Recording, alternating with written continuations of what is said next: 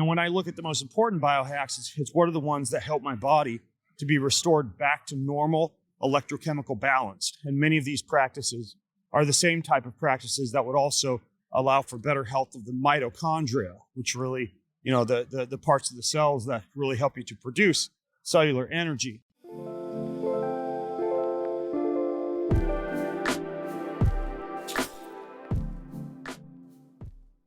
Welcome back, everyone, to the Reconditioned podcast with me, Lauren Vaknine. So today's episode was actually recorded a few months back because obviously the podcast took a bit of a break while I focused on other projects and my kids through the summer and some other stuff that required me to just take a step back and put me first, which was really lovely. So nice being back with the podcast though. And obviously I didn't take a complete break because I recorded this while the podcast was on a break, walking around Regents Park with biohacking legend Ben Greenfield. I'd just seen his talk that weekend at the Health Optimisation Summit, so it was really amazing to get some one-on-one time with him, to ask him all the questions I've always had for him. Like you read his books and watch his videos and listen to his podcasts, and there's always so many things that I want to ask. I got to do that. So if you in any way want to optimize your health, this episode will benefit you in so many ways. So some of the things we discussed: parenting with a holistic approach, optimal daily routines, red light therapy or photobiomodulation, cold water therapy, sleep optimization, travel essentials and how to thrive when traveling, optimal exercise, diet and fat loss. I don't usually like to use those words. Actually, in that I don't like to promote that is something we should all be aspiring to. But in a health optimization sense, if we have excess fat and we want to live healthy lives, we want to maybe try and reduce some of that in as healthy a way as possible. And Ben tells us how that can be done. Now, our sponsor for this season is Sensate, and Ben talks about the Sensate in this episode, which was not planned at all. Now, I contacted Sensate after I started using it myself because of what an incredible piece of health tech this is and how it reduces anxiety and deepens relaxation and meditation. And then Ben happened to mention the product too. So if what he says speaks to you and you want to experience it for yourself, don't forget to check Sensate out at getsensate.com. That's SENSATE.com, and use the code Lauren20 for a very lovely £20 off. So enjoy the episode. And as usual, if you enjoy this free content, a beautiful act of reciprocity, which is what my shaman calls Aini, would be to rate and leave a review for the podcast on iTunes or Spotify, because it helps other people to find the podcast. So that's kind of you giving back and paying it forward. It really just takes a few seconds, but really makes a difference in how many people see the podcast. And also, as always, I love it when you kind of interact with me on Instagram when I post about these episodes. So feel free to do that. Thank you so much for being here. Hello. Okay, so I'm with Ben Greenfield and we're walking through Regents Park, which is not something you say every day. I like walking and recording though. It's so especially if we're a health podcast or for health podcasters, it feels so much more like on brand. Absolutely. And I occasionally will get some people, like when I'll record when I'm walking, people like, why are you walking? We heard wind, we heard birds. I'm like, who cares? We're supposed to be out. It's the same information. It's just recorded well in the fresh air, in the sunshine, living a natural life. Always going to be a little bit of wind. We're in London. I feel like people will be able to feel the energy. Just so much nicer than sitting in a studio. Oh yeah, the sound of children playing and birds singing and squirrels screaming and falling from trees. So everything. Nature. Yeah, nature. Amazing. Okay, so we're off the back of the Health Optimisation Summit. Yeah. And you did the most amazing talk. Oh, thanks. Two of them, which was pretty incredible. And there was so much I took away from it. Just based on. Okay, so let's start here. So what I took from you the most, obviously you're into health optimization, fitness, biohacking, etc., etc. But the thing that got me was when you were talking about parenting. Oh. But not just the parenting, it was kind of like being life optimization, because I feel like in this world of health optimization, of biohacking, there can come a bit of arrogance sometimes, and everything can be about the tracking and the numbers, the statistics. And you kind of brought it back to a bit of that feminine energy. And so I'd love you to just go into what you were speaking about there. Well, allow me to claim it for the masculine among us too. I think I get what you're saying though when you say feminine energy. It's like, a lot of this biohacking, health optimization, eat, move, be healthy. It can be very yang. Right. And then when you look at kind of what might be considered the softer side of life optimization, such as love and relationships, and as you mentioned, parenting and family and legacy, and really the reason that we do all this in the first place, to be more impactful with whatever purpose that God has blessed us with in life. Yeah, I could certainly see that being a little bit more of like a feminine kind of yin type of approach. But these are the things that aren't necessarily quantifiable. They're not necessarily the things that you directly feel via some kind of a blood pump or a nootropic or smart drug hit to the brain, or an injection or anything like that. These are the things that feed your soul, that feed your spirit. So we talk about things like the spiritual disciplines, meditation or silence or solitude or worship or prayer or devotions and the like. Fantastic authors such as Donald Whitney and Dallas Willard have written wonderful books about caring for yourself spiritually, using a disciplinary approach similar to what you'd use for physical or mental training. And then you've also got, of course, and I think I even said this during my talk, the 110-year-old, let's turn this way, I guess your listeners will be able to hear us weaving through the park. The 110-year-old, gin chugging, cigarette smoking grandma in Sardinia, Italy, Right. Who's a centenarian, despite her lifestyle, because she's full of love and relationships and family, and perhaps even in that societal setting, a more matriarchal role might be bestowed upon that grandmotherly-like figure, so that there actually is kind of a life extension component of being useful as you age. And so, yeah, everything that I used to do to optimize my body at one time in my life was really like either look at me, right? So, I'm doing these cool things, do the Ironman or the Spartan race or bodybuilding or whatever. Or it was really based on self-optimization just for the sake of the endorphin rush and the mild addictive nature of exercising and eating healthy that accompanies that dopaminergic endorphin-like rush that you get when you're taking care of your body.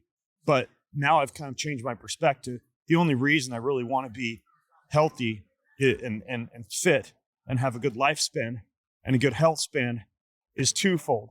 A, I want to be able to maximize my ability to live out my life's impact, to be able to do what it is that I've been called to do with all of my might each day. And I know I can't do that unless I take care of my body, or at least I can't do that as effectively as I'd like, feeling as good as I like if I don't take care of my body.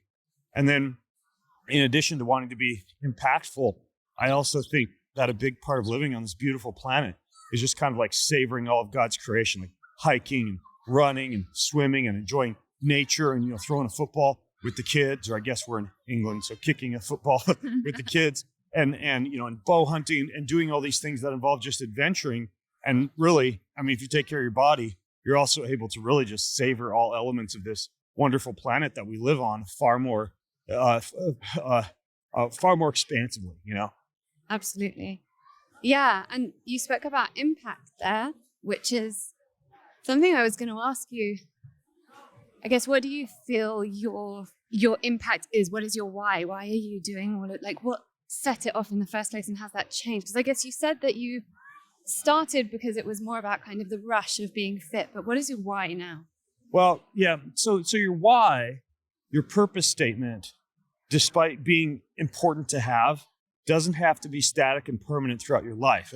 It's very, very likely to fluctuate and change as your interests change and as you enter a new chapter of your existence, and as you get pulled in different directions, or you feel called in different directions. One time my purpose statement was to empower as many people as possible to live an adventurous and joyful and fulfilling life. And that was the wonderful purpose, and sent me on adventures all over the globe to inspire people and teach people and push my own body. And then I became more interested in in things beyond just adventuring. So then my purpose statement for a while was to sing, speak, write, teach, compete, and create in full presence and selfless love to the glory of God, right? And that was another example of just like a single succinct statement that was my reason for getting out of bed in the morning.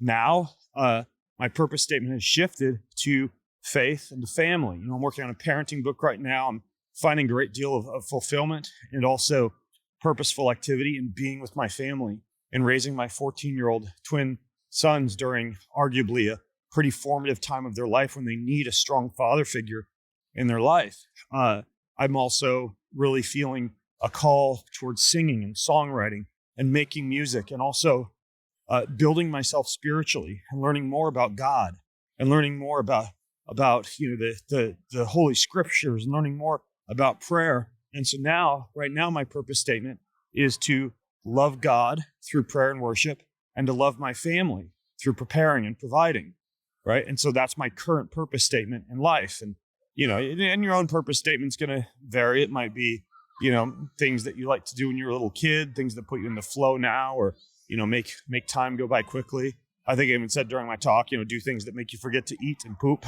as an example of a way to start to think about what kind of things really feed your life's purpose. But yeah, that's my purpose statement currently. That's what gets me out of bed in the mornings. I want to prepare and provide for my family. And so that means a solid 50% of my energy isn't in my business right now. It's in my family.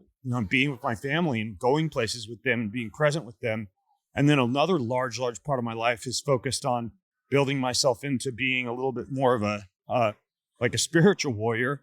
And then a little bit of it is like business and accomplishments and my own personal adventures. But I put a lot of that in the back burner of late to focus more on faith and family. I agree with that about purpose kind of changing. My spiritual teacher always says that your purpose will change as you go on. And like with everything, we have to kind of be in this flow state, allow things to shift and to change and to expand, like the universe is expanding. So I really agree with that.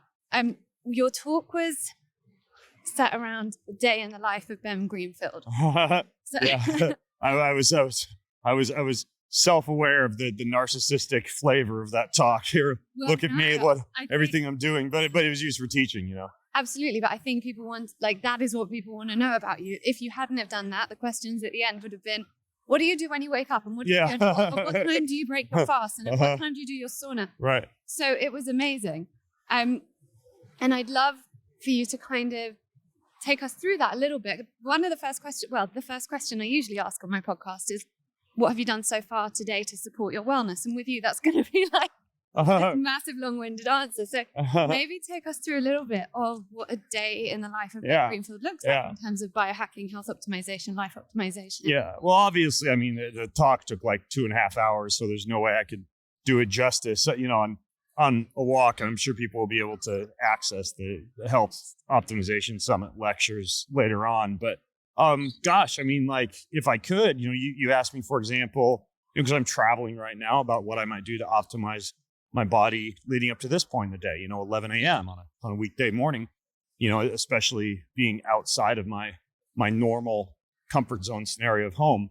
Well, what I try to do as much as possible, whether it's my sleep habits or my eating habits or my supplementation habits or my spiritual habits, I like to take as much as possible with me kind of on the road, simply because it allows my body to be in a little bit more of a parasympathetic state. It allows me to kind of create a somewhat familiar environment when I travel. So I do a lot of what I do when I travel is the same as a lot of things that I do when I'm at home. So for example, I woke up this morning.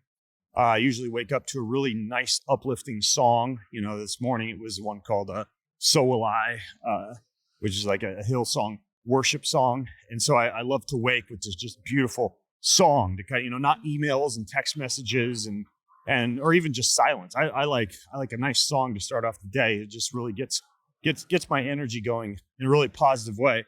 And so while the song is playing, I get up and I do some oil pulling, swish around oil in my mouth to take care of my mouth's biome. And, when I travel, I can always find a little bottle of extra virgin olive oil or coconut oil or whatever to buy at the grocery store. And I'll just use that for the oil pulling. which is nice too if you forgot your moisturizer. It works great as a facial moisturizer as well. And also, if you're at a restaurant and there's not a expansive list of healthy things on the menu, you can just order a bunch of vegetables and just drench them in olive oil, or coconut oil. So it's a good little habit that kind of stacks into a few different sectors of healthy travel life. I do some tongue scraping to clean up my tongue, all these kind of Ayurvedic practices to get the morning started. And then I'll typically shake my body, like some Tai Chi style shaking and some stretching, some jumping jacks, just get the blood flowing for about 10 to 15 minutes. And then I'll take some time just to check in with God, do a little prayer.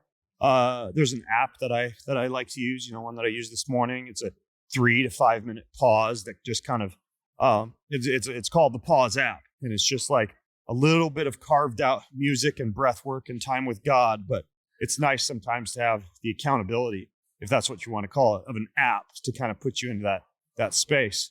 And so I'll do all of that.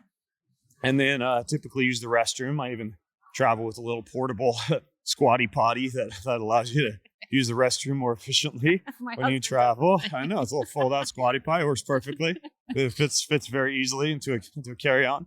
And then I'll typically go do some form of physical movement. Like this morning, I did super slow training, which is one big hard set to failure, for like the chest press, the shoulder press, the row, the pull down, and the leg press or the squat, right? And it's a very efficient way to get a lot of strength training in a short period of time with a low risk of injury. So I went to the gym in the hotel and I did that. And I'll typically sandwich that strength training session in between some type of like an intense ride on the bicycle or the elliptical trainer or the rowing machine. So I'm kind of doing cardio and strength all in one session. When I'm at home, I'll usually do something easier, like a nice walk in the sunshine or a sauna session with a little bit of a cold bath afterwards. But I know when I travel, if I don't do like kind of the hard workout in the morning, it just doesn't get done because the day gets so busy. So when I travel, I usually do something a little bit more difficult in the morning.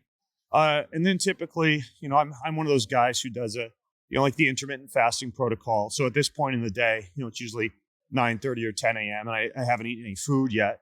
So I'll, go have a breakfast. And, my breakfast at home is a smoothie.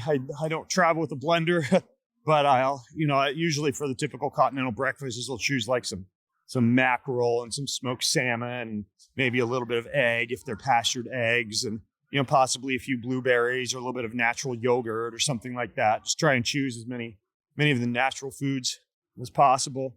And then, that's kind of, the start of my day. And if I have a little bit of extra time, I do like to throw in like a meditation session if I can. Typically, if time permits, I'll do that after I do that pause app, and I'll just sit silently for 10 or 15 minutes and think about what I'm grateful for and who I can serve that day and have a little bit of extra prayer time. And that'll just depend on how busy the day is. And in the case of today, and especially when I travel, I walk a lot. I take out my phone calls when I'm walking. Obviously, I do podcasts when I'm walking. And so, I'll walk around the city quite a bit today. But, my morning always consists of something like that, some kind of Ayurvedic self-care protocol, and then some type of shaking and stretching, some type of spiritual time, use the bathroom, then some kind of physical time, and then breakfast. And, the only thing that I should mention is that I mentioned that it's important to kind of take your environment with you on the road.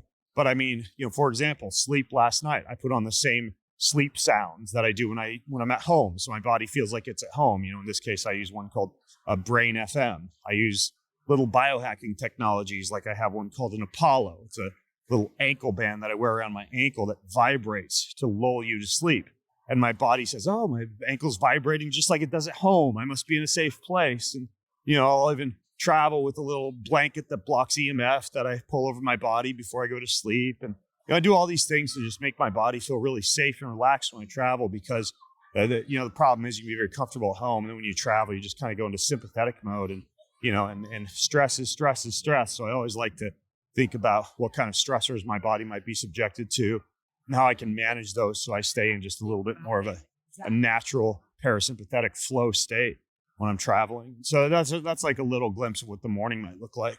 Okay, so one of the challenges I hear from you guys the most is how hard it is to drop into meditation or even to relax and just feel calm. And I speak a lot here about how our bodies have not evolved to manage the level of stress we're faced with today, which means we're constantly in fight or flight mode with our sympathetic nervous systems always activated, which we know leads to depression and anxiety and also chronic health problems. If we want to be well, we have to find ways to mitigate this. We have to do that ourselves. And I believe in merging natural daily practices with the kind of health tech that enables us to counter and mitigate the challenges that modern life throws at us. And the Sensate is one of those products, and I want to tell you about it. So the Sensate is a small palm-sized device that sends infrasonic waves through the chest in order to activate the vagus nerve and calm the autonomic nervous system, which is the body's command center. Together with the specially composed hemispheric audio within the app, you will literally feel calmer after only a short session. I give this to anyone I'm with if I have it on me, which I usually do, and everyone has the same response. It's amazing, and I already feel less stress, and where can I get one? Now, I'm particularly recommending the Sensate to anyone who suffers from anxiety and wants to help calm the nervous system, those who want to deepen their meditation practice, and people who are looking for ways to be calmer and more grounded. Now, most of you know I work with a shaman, and he has taught me that our higher intelligence places ideas of health technology in the minds of those who can create and invent these products. And I truly believe this to be the case with things like the Aura Ring, the Somavedic, even diagnostic devices in hospital. And for me, I believe that to be true with the Sensate. We have lived for too long in a high stress state. We need more to help us counter that. So you can get £20 off the Sensate by visiting getsensate.com. That's GETSENSATE.com and using the code Lauren20. That's getsensate.com and the code Lauren20. Thank you to Sensate for partnering with Reconditioned. And now back to the episode.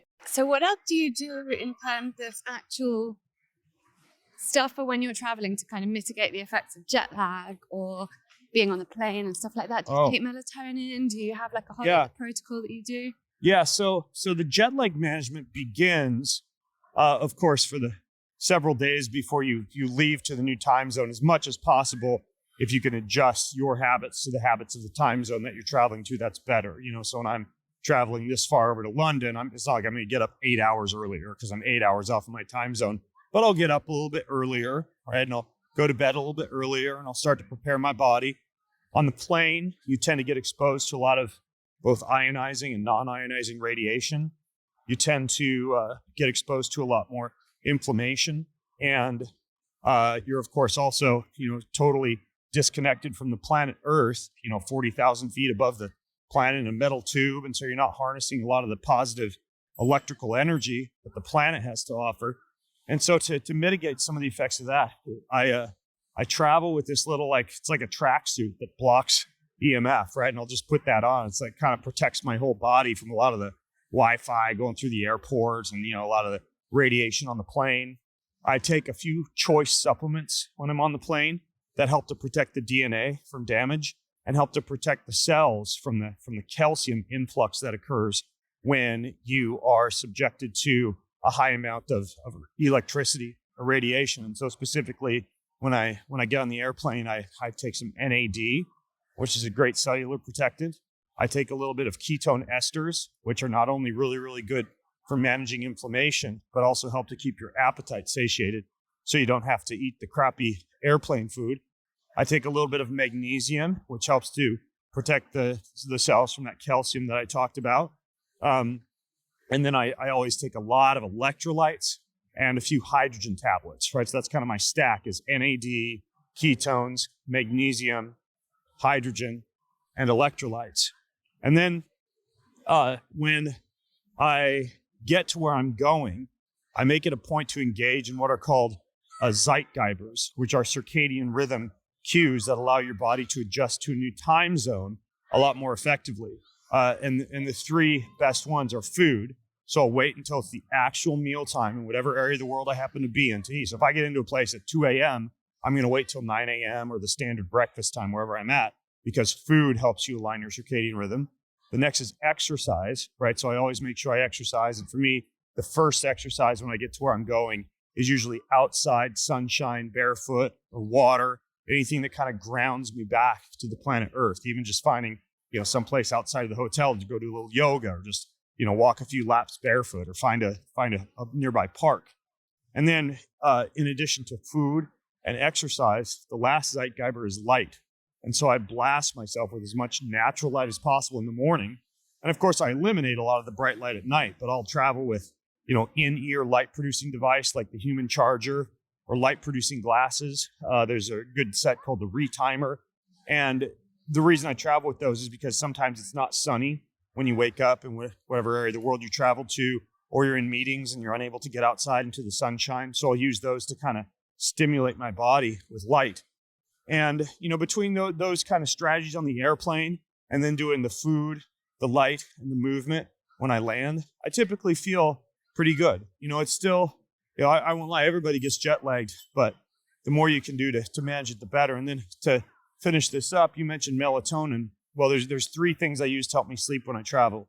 One is actually a sleep supplement that I designed called Keon Sleep, and it's a blend of like theanine and 5-HTP and GABA. And then I'll use a little bit of CBD, and then I'll use a lot of melatonin. Like I'll take a ton of melatonin on the first night of wherever I get to where I'm going, like 500 to 700 milligrams, Wow. which is a boatload. There's actually a slow release form that you can take in a suppository, which is what I do. It's literally just a melatonin suppository that slowly brings it into the system. And so I'll put that up my butt, literally, like, about 20 minutes before I go to bed. And man, that just resets the circadian rhythm. And melatonin is also a natural anti-inflammatory. So I'm also combating some of the inflammation again. So yeah, that might sound like a lot of stuff, but I mean, once you get used to managing jet lag in that fashion, it's just like brushing your teeth. Like you didn't think about the stuff, you just kind of do it when you travel. Obviously, you mentioned a lot of product a lot of the time, and I guess we all do. But if people kind of are listening to this, and it can be a bit overwhelming with all the products that you recommend, what are your kind of top biohacks or gadgets or products, whether that be like the sauna, the Apollo, the ice bar, what are your top things? Yeah, I would say the top things that I do all return to the concept of the human body being a battery, right? And there's great books about this, like The Body Electric or Healing is Voltage by Jerry Tennant. The Body Electric, I believe, is by Robert Becker. But these books get into the idea that, our cells, back to that calcium leakage I was talking about on the airplane, which is a positively charged molecule. Our cells are designed to have a more negative charge on the inside and a more positive charge on the outside. And anytime that electrochemical balance becomes disrupted, it disrupts cellular metabolism and can cause things like, poor sleep, brain fog, poor energy levels, et cetera, because your battery is essentially drained, to describe it in very simplistic terms. And so, when I look at the most important biohacks, it's what are the ones that help my body to be restored back to normal electrochemical balance. And many of these practices are the same type of practices that would also allow for better health of the mitochondria, which really, the parts of the cells that really help you to produce cellular energy. And so I would say that the biggies would be some form of grounding or earthing, or what's called pulsed electromagnetic field therapy, which is basically harnessing the same type of low-level hertz frequencies, like about 3 to 100 hertz, that are naturally emitted by the planet Earth, and that you would naturally come into contact to when you're, touching trees or rocks or outside barefoot. And you can use certain biohacking technologies to concentrate those same frequencies, even if you can't get outside, if you're in the comfort of your own home. And so you have grounding and earthing mats and some type of pulsed electromagnetic field technology. That's really, really great for charging up the body. Another one that I do a lot of is light. I use a lot of infrared light, these infrared light panels that just bathe the body in healing spectrums of red light, of near infrared light, and of far infrared light. It's based on a scientific concept called photobiomodulation, meaning that photons of light can actually help to stimulate energy production in the cells, and can even help with things like thyroid balance and testosterone production and the collagen and elastin health of the skin.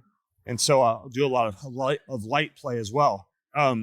Heat and cold, you mentioned the sauna. Heat and cold are two practices that I do on a regular basis throughout the week. So I have a cold tub and I have a sauna, and that allows my body to become more resilient to stress and to grow stronger as it encounters things that, based on the concept of what's called hormesis, would kill you in large amounts, right? Like trying to trek through the Sahara Desert or stay 5 hours in a sauna would be damaging to the body, but short bouts of heat stress are very, very beneficial to the human body, as are short bouts of cold stress. And the cold stress really helps with your nervous system balance and, inflammation, help with recovery and sleep and body temperature. And then a couple other things that I would consider for maintaining the natural electrochemical balance of the body would be really, really good, clean, pure water. So, I start every day with 32 ounces of a giant glass mason jar of water, but I put electrolytes in it, and I put baking soda in it, I put vitamin C in it, so adjusting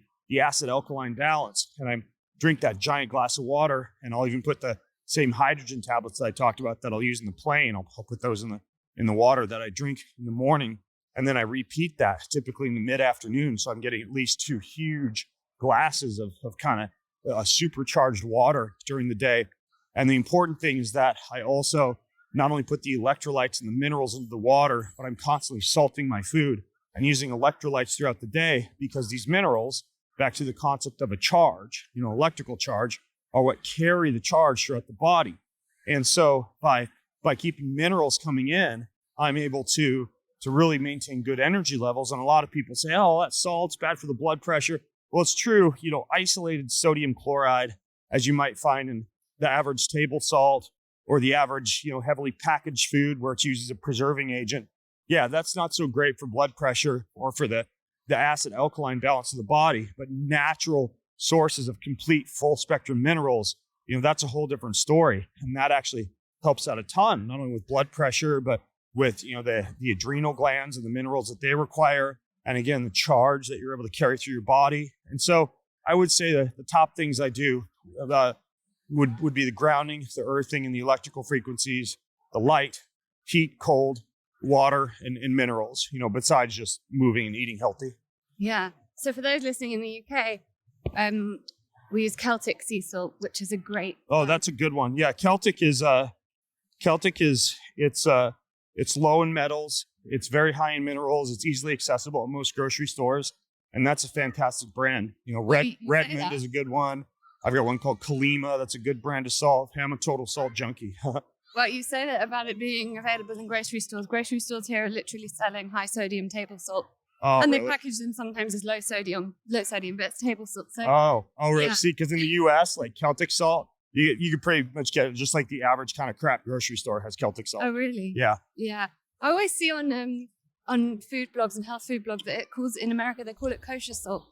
Is that the same thing? No, kosher salt is it's salt that adheres to whatever the kosher standards are. It's typically like a thick, coarse grind of salt. It's decent. It's not bad. It tends to be pretty clean. Right. Not as good or as high in minerals or as low in toxins as like a good like an unrefined Celtic salt, for example, though. Right, because I'm Jewish and I never heard of kosher salt here in the UK. Yeah. But yeah, we kind of have good access to Celtic salt, which is great. Yeah, and I don't know everything that makes a kosher salt kosher. That doesn't have bacon in it. Right. That's the metric. Doesn't have bacon in it. Yeah, and obviously for any of the kind of products that you just mentioned, if anyone wants to check out, obviously Ben's website for information on that, or I have some UK-based ones on my website, so just head there. I have a question for you, because a friend of mine, I didn't make it to both days of the summit, so I only heard the second part of your talk. Okay. A friend of mine who I was with said that someone asked you the question, does your wife do all this stuff? So I'd love you to give us the answer to that. Well, my answer in the session was basically, no, the shoemaker's wife wears no shoes. When I want my wife to do something, I'll leave out a book for her or have one of my doctor friends, talk to her or something. So basically, my wife and I are kind of like yin and yang. She's very type V, kind of flowy, creative, artistic. I'm a little bit more type A, scheduled, organized, regimented, and a creature of habit and a creature of my schedule. And it's great because we complement each other's lifestyles. But she's very healthy, genetically. She's got the grandparents that live till they're, over 100 years old. And she comes from these kind of hard Montana, U.S. rancher genes, kind of like lean and mean and tough. And they've lived through hard winters. And she's just she's kind of genetically equipped to have pretty good cellular resilience.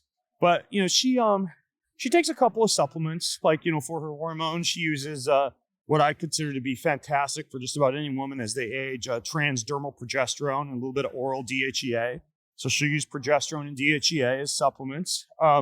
She plays a lot of tennis. We have a little farm with goats and chickens. So she's constantly out there, digging in the garden and hauling alfalfa and chasing chickens and herding goats. And she does some hiking. She's really into hot yoga. She'll do hot yoga like usually 3 or 4 times a week. But she's also one of those people who, if she doesn't do it, she's not like, I didn't do my yoga this week. She's just like, I feel like doing yoga today. Like that's kind of like more of her she's an intuitive temperament. being. Totally intuitive. Like, yeah. Just how a human being stays healthy is what she's doing without kind of thinking too much right, about it. Exactly. Like if you ask her, like, what's your diet? She's like, I don't know. I just kind of eat when I'm hungry and eat whatever looks good, So yeah, she's a lot more loosey-goosey than I am, but she's healthy, and she takes care of herself. She was one of the top track athletes in Idaho. And, when I met her at University of Idaho, she was racing track and field, very fast mile, very fast 800 meter. She doesn't really run anymore, but she's healthy, naturally. And she also, despite not being as regimented as me, she does things, actively and mindfully to make sure that she stays healthy. Yeah. So my husband's family are kind of the same. They're that robust, good genetics. Like they're just really those strong constitutions. Nothing really can get to them. Whereas I'm the kind of MTHFR. Everything's gonna like knock my immune system if I don't look after it. Yeah, that's funny. I'm the same way. I've got people listen to like the interview I did with Mansour Mohammed of the DNA company. This was a while ago, probably like 4 years ago. Where were my genetic results? He's like, dude, if you didn't do all the stuff that you do, right. He's like, you have so many dirty genes that you would feel pretty crap all the time. And, it's interesting because you wonder, oh gosh, am I going to now think myself into an unhealthy situation because I feel that I'm genetically ill-equipped? Or am I going to use this to empower myself to make really positive choices that would allow me to be perhaps even just as healthy or healthier than somebody who has better genes? And so, I don't look at genetic analyses like that might give you unfavorable results as something that might produce a defeatist mentality. I think it's rather empowering because now I know how I can live longer, how I can be more impactful. Well, this is what I tell all my clients, and this is why I do a lot of genetics testing with my clients. Let's have the information, let's empower ourselves with it, and figure out kind of how to live our lives based on what our genes are telling us. Yeah. I mean, for me, I learned that the hard way. I was obviously disabled for a very long time, not really understanding why all the things that weren't impacting or affecting other people were affecting me. Why? And what were you disabled with?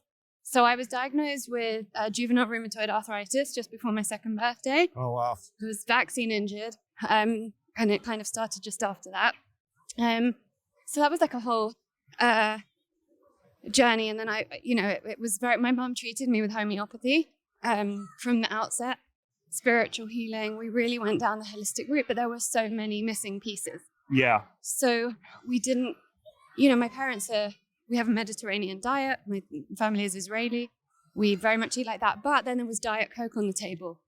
Right. And, cordials and squashes and chocolates and the rest of it. So there were lots of missing pieces that we didn't understand. And it took for me to become an adult to fit those pieces together. And when I got really sick and things were getting really bad in my late teens, I was told I needed to go on this chemo-based drug. And I was like, well, I'm an adult. I'm going to do what I want. And I did it. It was the worst thing that ever happened to me, but it was also the best thing that ever happened to me because it put me in this state of complete disability, damaged my liver, lost my hair, you name it, it did it to me. But it was from that made me think, okay, this is 10 months on this drug. And the doctors are only saying to me, well, it works for 70% of people and for 30% of people it doesn't. And I was like, I think there's more to healthcare than statistics. I was 18, and yet somehow I just knew that there was more to why my body was reacting like this than just statistics. Yeah. And that's when I set out to kind of find the answers at 18. And so I had to be that sick as I got to lead myself back to really wanting to find the answers and looking into everything, like what we've just spoken about, epigenetics. Yeah, and that now I assume you probably follow a largely autoimmune diet and avoid the things that, the eggs and nightshades and dairy and seeds and nuts and soy and the like. Well, what I've learned what works for me and what doesn't. So again, like I've been on all those things. Like this is an anti-inflammatory diet. and this is what you need to be on. And I've very much a follower of my intuition now. It's taken a long time to get to that and to know what my body needs and what it doesn't want. So it's a little bit more varied. It's a little bit more nuanced. Yeah. But generally, my diet's pretty great. But it might be different to what someone else might see as being a great anti-inflammatory autoimmune diet. Right. And that's just come through a lot of trial and error, really. But it took many years to get to that point of kind of inner knowing and all the research and failing a lot. So basically, when I set out at 18, really 19, and said, right, I'm going to do this, it took me 10 years from that point to get into remission because there was so much to learn and also so much healing and detoxing to do. Yeah. I had to detox from heavy metals, from the chemo, I worked with amazing practitioners and, homeopaths and herbalists and all sorts. But at the end of the day, something I always say is it's about coming back to knowing that we have to take responsibility for our own well-being, take ownership of that. And that was really where the key was. Yeah. In knowing that someone else could have fixed me, I had to fix me. Wow. Since 2 years old. That's a crazy story. Pretty crazy. Yeah. So let's go back to you. So we've spoken about kind of, about your wife and all of that kind of stuff. How do you feel like you raise your kids differently? Because I know you do things in a way that others might feel a bit that's alternative or, not conventional. And how does that, because we've got a lot of mums listening to this, how does that work for you and how do you implement it? Because one of the things that I find challenging with me is that my kids aren't homeschooled. I want them to be. I've got a very big community of friends that homeschool. I'm running my business and I'm also the provider of all the health stuff. Yeah. My husband's also running his business. Yeah. And it's pretty impossible. And we're constantly trying to think of ways to make this work. Yeah. Well, I've accepted the fact that despite me having the heart of a teacher, and I would love if I had my way to teach my children everything, arithmetic and reading and writing and logic and computer programming and rhetoric. I have a degree in education. I love to teach, but I don't have the time to do both that and, run a couple of different relatively large businesses, in addition to my travel schedule and everything else. And so I've accepted the fact that the two best things I can do for my sons is to manage the physical disciplines and the spiritual disciplines, right? So I lead them in, in meditation and journaling and prayer and worship and devotions. And we go through certain books during the week, and I lead them, in kettlebells and ice bath training and heat training and breath work and anything related to the physical disciplines. And then everything else is really, it's kind of outsourced to a certain extent.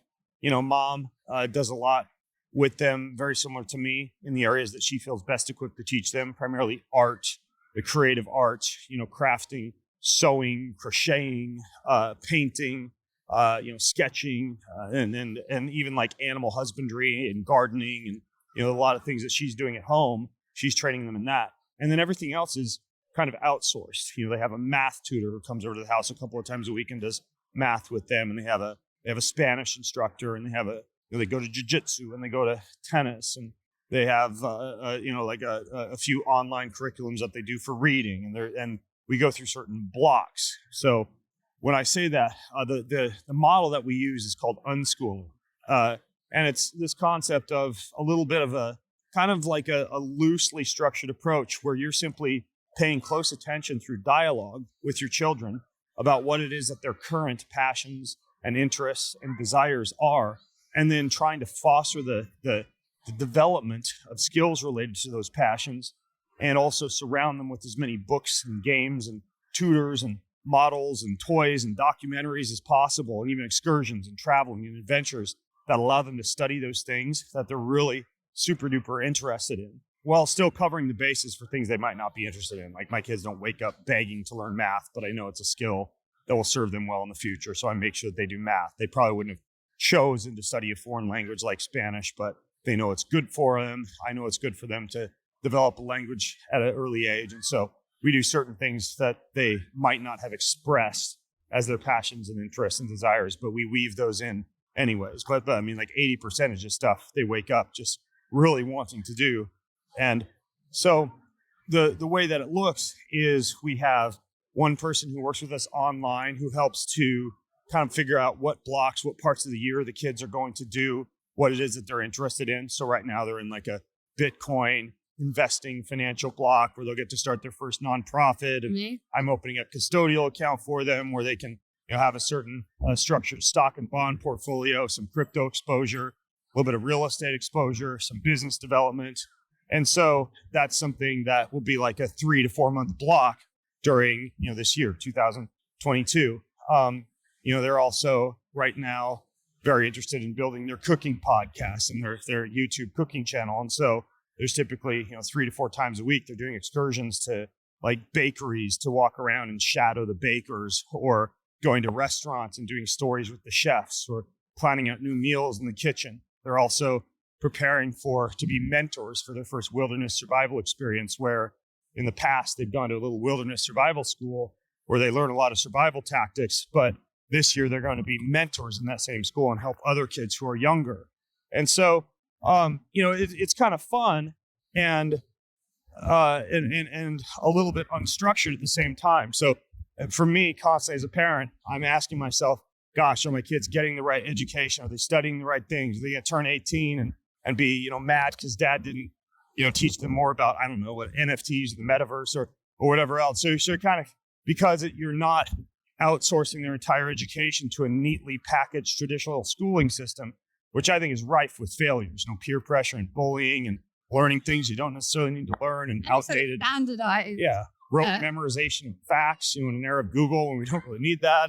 And so I think that, like going with a neatly, tightly packaged outsourced curriculum at a public or private school can take a little stress off of parent, a little worry off of parent.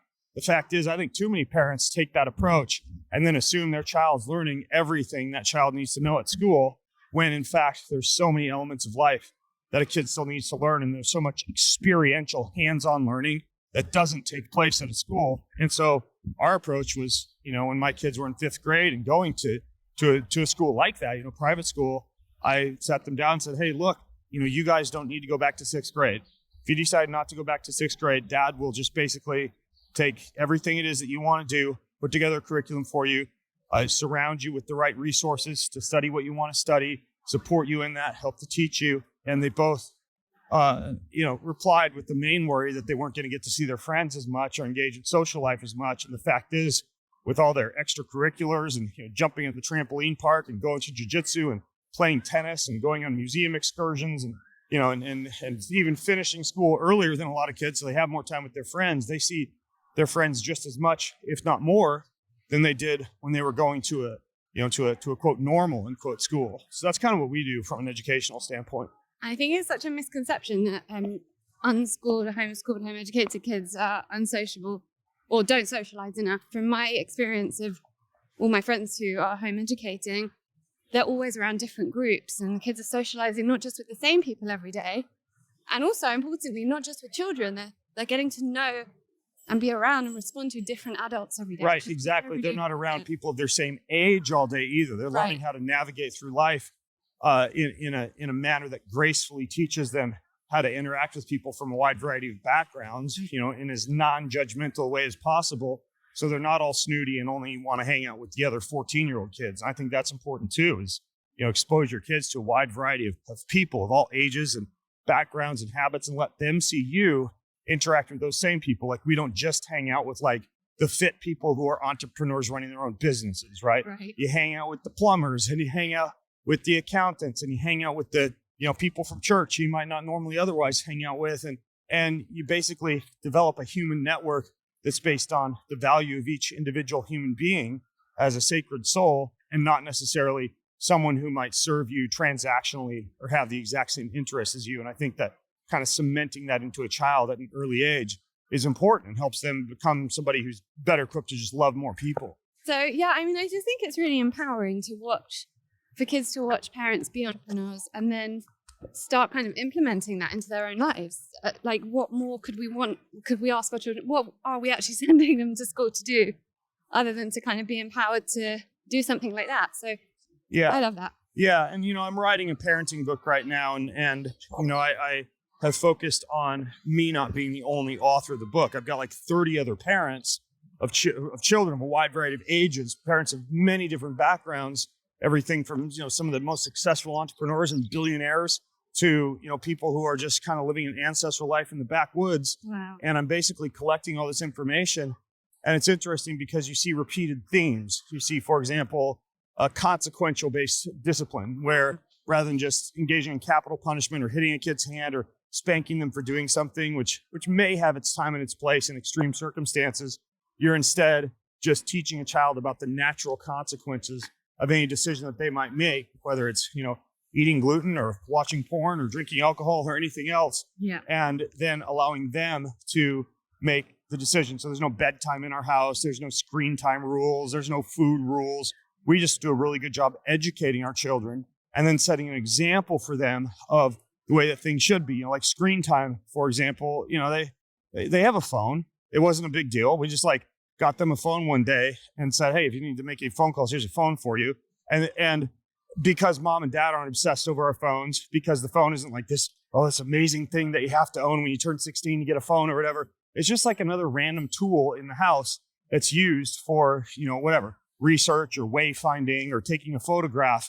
But, they're not spending a disproportionately large amount of time on screens just because, in our home, screens are used to create and to produce and occasionally to communicate.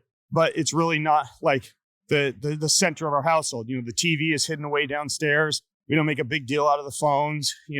Same thing with alcohol. Pour a little wine and let them taste a little wine, and they're not going to grow up thinking that alcohol is some forbidden fruit and wind up getting drunk one day when they're 16 years old. So I'm constantly just making sure that I allow them to learn about the natural consequences, to be educated on the natural consequences. Then I let them deal with the results as much as possible. Yeah. And you see that. You see this repeated theme a lot in many of the parents who I'm interviewing for this book. Another example would be a lot of them have really, really strong family traditions. Like, here's what we do on Christmas. Here's what we do on our vacations. Here's what we do when the kids are 12 years old, The rituals. 16 years old. Here's, the family values, the rituals, the tradition, kind of a strong sense of legacy built in rather than just kind of having a loosey-goosey approach to everything that happens in the household. Many of them also carve out not only dedicated one-on-one time for each child, but dedicated one-on-one getaway time for the couples, where every quarter the couples will go away to some place. Just So important. and plan out things and plan out, what's going on with the family? Where do we want to live? What do we want to teach? What do we want to learn? How are each of the kids doing? How are you doing spiritually, physically, mentally? And my wife and I certainly carve out intentional times to do that. And then also one-on-one dates with the kids too, making sure that you get a kid off and away from their siblings, because often the way they express themselves and the things that they talk about and the things that they open themselves up to are different than the type of things that they're going to focus on when they're with their siblings or with their peers. And so, it's been really, really interesting and super refreshing and educational for me to work on this parenting book, because I'm just learning so much about the way that amazing parents raise children who eventually grow up to be amazing human beings themselves. It's called Boundless Parenting, right? Yeah, that's going to be the name of it, Boundless Parenting. It'll come out in hopefully about November or December of 2020. What is it? 2022. Yeah. So this winter. Yeah. Okay, well, we'll definitely make sure to keep an eye out for it. Just quickly going back to kind of the health optimization stuff. Is there anyone that shouldn't be fasting, shouldn't be doing ice baths, shouldn't be doing saunas? Oh, I mean, theoretically, if you have adrenal fatigue or you're a super duper low, chronically low heart rate variability score, or a really weak nervous system, and you need a lot more just easy walking in the sunshine and maybe some restorative yoga and a really, really nutrient dense diet, a lot of calories, kind of restore the body and adrenal reboot, so to speak. Most of these things are amazing for the human body and can be handled by just about anybody within moderation. I just think some people, I know some people, will reach out to me it's okay if I do 2 sauna sessions a day, mostly rich people with too much time on their hands who are just what else can I do to optimize my body? I'm well, you could, or you could go volunteer at the soup kitchen or go, mow somebody's lawn or do something nice for somebody. You don't have to optimize all day long. So, Right. the people want to do the 20-minute cold bath so that they just masochistically feel good about themselves versus the quick 2 or 3 minute cold soak, which is just as good. I think people will sometimes get super obsessed about this stuff and take it too far and do too much of it, or they need to give their nervous system a little bit of a break, especially if they have like I mentioned, some kind of adrenal fatigue.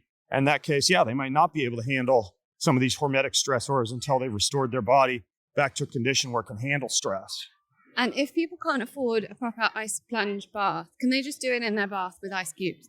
Oh, yeah. Yeah. So, I mean, cold therapy has been shown to produce benefits even as low as 55 degrees Fahrenheit. My apologies, I don't have that in Celsius, but basically, longer treatment times in a less cold temperature, like a 5-minute cold shower, or shorter treatment times with a really cold temperature, like a 2-minute long ice bath, you're still going to get the benefits of cold. I mean, cold lakes, rivers, oceans, ponds, cold showers, ice in the tub, even just the ambient air, like going for a walk in the morning with, not a whole lot of clothing on when it's a little chilly outside.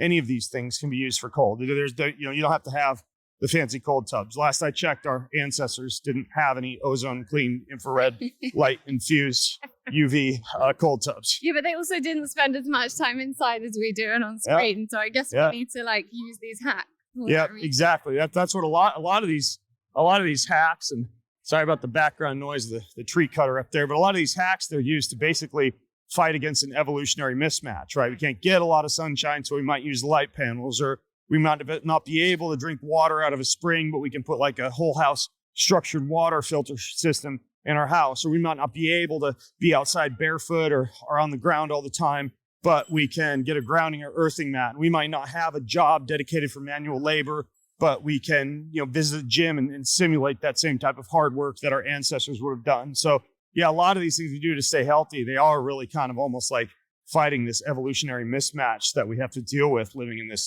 post-industrial era.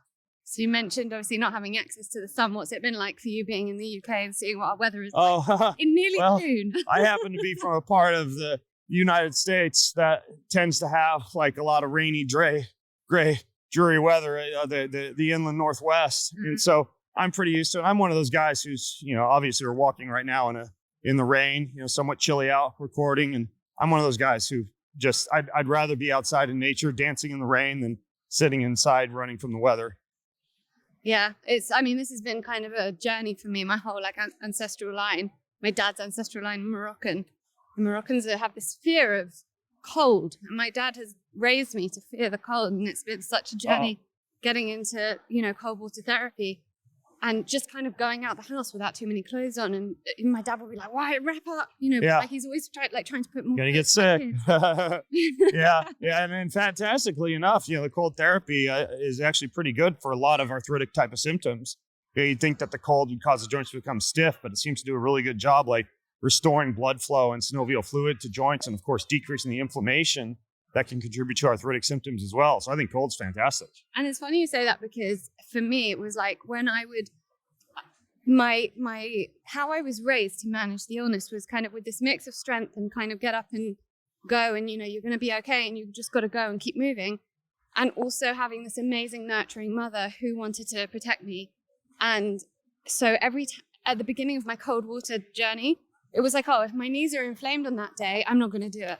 And then it became, no, that's exactly when you need to do it. And it's changing that mindset around all these ways of being that we've kind of been raised or conditioned into being, just based on fear. None of these decisions should be made over it. And the body's pretty good at making excuses too. When you wake up and it's like, I don't quite feel right. I think I should just do some easy stretching on the floor instead of going to the gym. Like sometimes you push through the first 2 minutes of some of ththese uncomfortable activities and you realize your body was just being a little bit lazy, and you want to be intuitive. You don't want to push through and overtrain yourself. But I think a lot of people, they baby themselves a little bit too much. You have to understand, like, the body in its natural state kind of wants to be lazy, wants to conserve calories, wants to eat calorically rich food, like ice cream. And you just have to be aware of that and, kind of pass the marshmallow test, right? Like delayed gratification for better health and feeling better. And I don't talk to many people who aren't happy that despite not really wanting to go to the gym or get into an ice bath or do a sauna session, having done one, don't feel absolutely amazing afterwards with a big smile on their face. Yeah, absolutely. Exactly. And that's the thing. Sometimes I go, I'll treat myself to a hot shower, and then I don't feel good when I come out. It's not a treat. But just going back to treats a minute, because I have seen you say something about being consistent, but also being consistent with, how was it you worded it, indulgences or? Oh yeah, hedonism. And what I mean by that is, Yeah, I mean, like I'm constantly making healthy choices for both my body and for the planet, right? So for me, like a cheat day, I'm not going to go eat a bunch of like, monocropped, donuts fried in vegetable oil that's highly inflammatory and is going to remain in my body for 90 days, made with wheat from monocropped agriculture that's destroying the surface of the planet. Paired with just the fact that it's a low vibrating energy food that typically doesn't leave me feeling like being a very impactful person, but at the same time, like, on a quote cheat day, if that's what you want to call it, I'll have just like a giant ribeye steak and, a nice glass of organic red wine and a good bar of dark chocolate, and maybe a little bit of sweet potato fries or carrot fries. And so I indulge in the good stuff. I take time to dance and to play music and to sing and to enjoy all elements of God's creation. I think, especially for me as a Christian, a lot of people think that many Christians are like puritanical, beating people over the head with the Bible, telling people, you got to live a certain way. And they're almost kind of boring to a certain extent. Like I want to live and try to live just like a wild life full of seeking all the adventures that this planet has to offer, bringing my family and my friends and my audience along for the ride, savoring all aspects of God's creation, being super curious about, what's this new thing we can eat, or what's this new exercise, or what's this new adventure we can go on. And so, yeah, I think, to a certain extent, you can live a regimented lifestyle, but at the same time, embrace spontaneity, embrace adventure, and embrace, basically savoring creation, in a sense, and one of my favorite books in the Bible, Ecclesiastes, talks about this.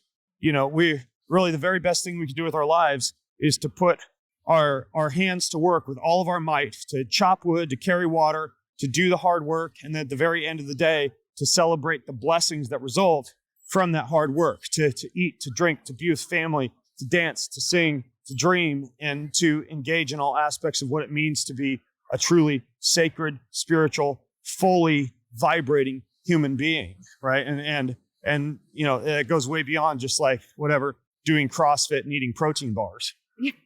Yeah, and I love that. I mean, it's one of the questions I ask on my quickfire round is, what do people most get wrong about you?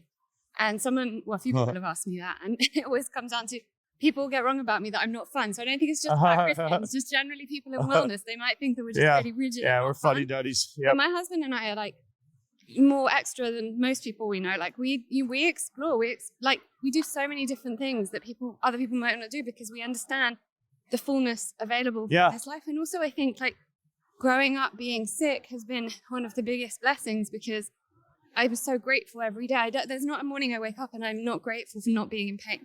Yeah. So I think that's really important as well, like an important part of my journey, and giving me that access to gratitude that makes me want to really live life fully. Right. And let's say, taking your family to the movie theater at night and disrupting your circadian rhythm and maybe even having a little bit of the popcorn.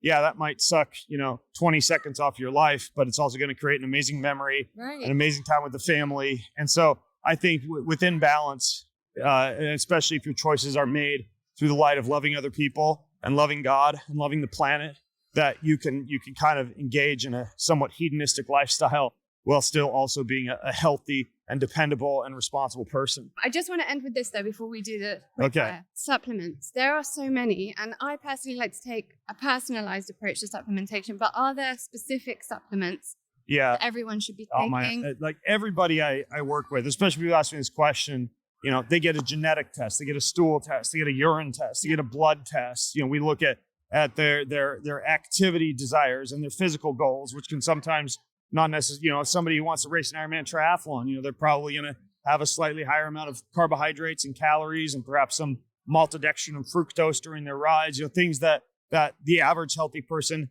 might not engage in, but because that person's chosen a physically challenging activity, it's not just about the health of the nutrition. It's about some other choices that need to be made.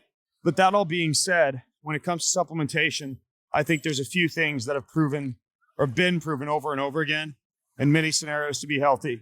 A lot of people don't get a nutrient-dense enough diet. They need some type of a good multivitamin mineral complex. So I think a well-formulated multivitamin, there are companies like Thorne is one that I like. They do a really good multivitamin. And then fish oil and creatine Creatine for brain power, for muscle, for longevity, fantastic. Fish oil for heart health, both of those very safe, proven, well-researched supplements. So if you're going to start anywhere, I would say, eat a naturally healthy diet as close to nature as possible, and throw in some fish oil, throw in some creatine, throw in a good multivitamin mineral complex, and that's going to be a pretty good place to start if you're operating within a budget. Right. And what about in terms of detox? I know you're quite big on your detoxing. Would you recommend everyone does binders and some sort of detoxing quite often? Well, I don't live my life with this idea that you kind of let a bunch of stuff build up in your body and then every January, do a 30-day detox or whatever. I jump up and down a trampoline every day. Like I mentioned, I sweat in a sauna, 3 to 5 times a week. I do a coffee enema once a week. I'll take binders before I do that enema and follow it up with a sauna session. And I will, just basically constantly thinking about how can I move lymph fluid? How can I sweat? How can I excrete toxins through the stool, through the urine, through the sweat, through the breath? And so I think small daily choices that I let you naturally detoxify are better than doing some giant detoxification program, because you let so many metals and toxins build up in your body. Yeah. Okay, so quick fire round. We've just gone completely the wrong way, so we're just really far from where we need to be, but never mind. Okay, so I always start with this one. Wellness is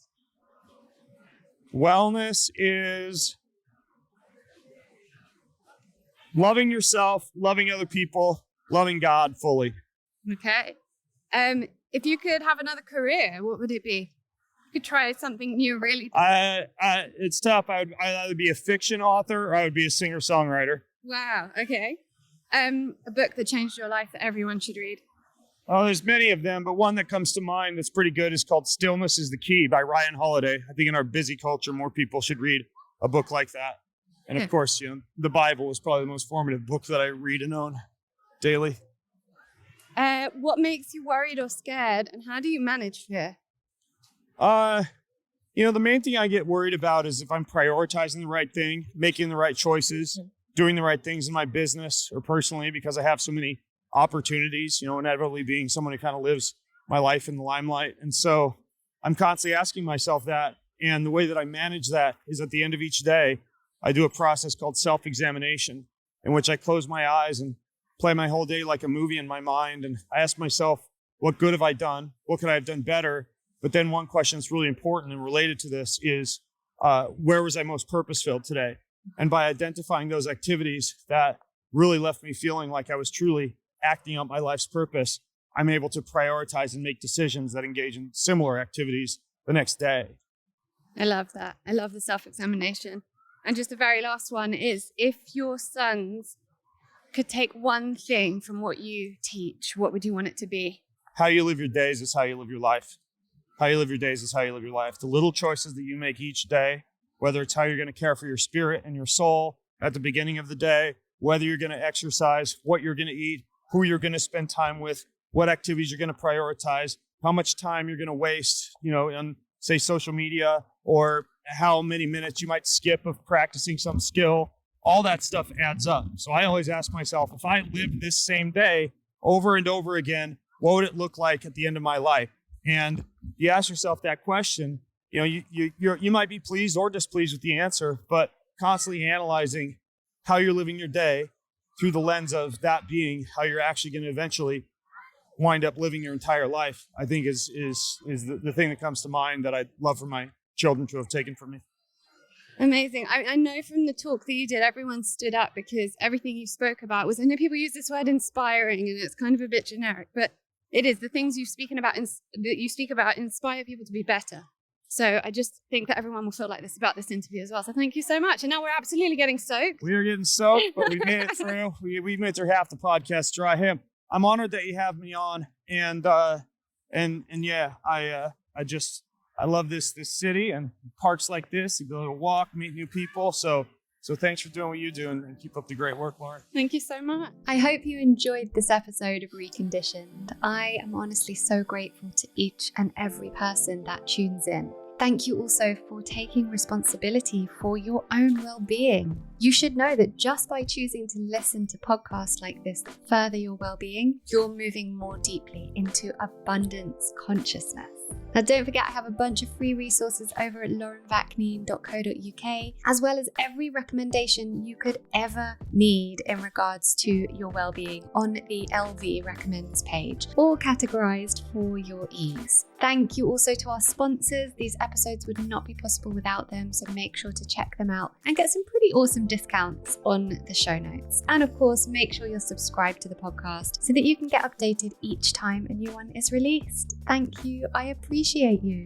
Reconditioned is proud to be working with Women for Women International, a charity that supports women survivors of war in 8 war-torn countries around the world. You can help a woman survivor of war transform her life today by visiting womenforwomen.org.uk/donate.